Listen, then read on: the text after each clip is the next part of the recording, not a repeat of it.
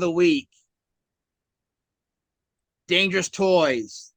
It's the debut album by Texas hard rock band Dangerous Toys, released in 1989 on Columbia Records. It includes the singles Teas'n Pleas'n and Scared. Yep. It hit 65 on the U.S. Billboard 200, certified gold, 500,000 records in the U.S. Now, when this first came out, the first song I heard was Teas'n Pleas'n, which wasn't bad. But when I heard the cassette, I didn't really like it at the time because I thought it was too much like Guns N' Roses. His voice, I thought it was too much like Axl. But it grew on me. But it grew on me, and I love it now. And Scared is such a great song. The ballad on there feels like a hammer's good. Here Comes Trouble, Sportin' Woody, that dog. Stomping. Yeah, that dog. Yeah, all those are good, man. Yeah. Take Me Drunk. Yeah, all those. Yeah, solid album, man. Yeah. Same thing. I remember seeing the video for Teas'n Pleas'n, and I was into it. His vocal, like what you said, it was different, and I guess a lot of people could say like, oh, they were just trying to be a Guns N' Roses ripoff or whatever, but I don't believe that's true. That's that dude's vocal style. Yeah. I mean, like I said at the time, because he even had the red hair. You know what I mean? Right. But, skinny. But like I said, eventually it grew on me. It was one of those records that took me a few times to listen to, and I finally got into it. But I even like some of their later stuff. That album, Pissed was a good record. It's got some okay stuff on it. Yeah. Hellacious Acres had a couple good songs, but I like this better than Hellacious Acres. Okay. Yeah, there's a song on Hellacious Acres, Gunfighter. Love that song, man.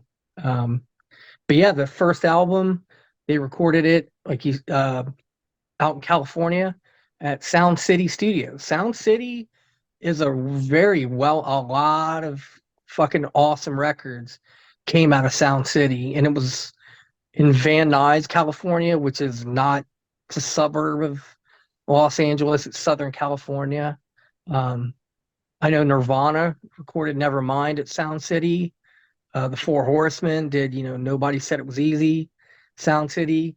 Guns N' Roses had recorded some Sound City versions of songs that ended up on Appetite for Destruction, but the recorded versions on Appetite for Destruction were done at a different studio.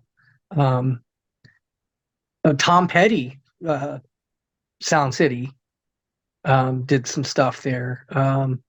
Really well-known studio, man. Yeah. And I remember watching there was a documentary actually, and Dave Grohl, I think, kind of was the catalyst behind that documentary about Sound City, and how one of the big deal about it is Sound City had this the recording console was a Neve, and Neve is an actual guy who would literally himself build these soundboards, and there's just something about him that people wanted because of what they got out of that Neve sound.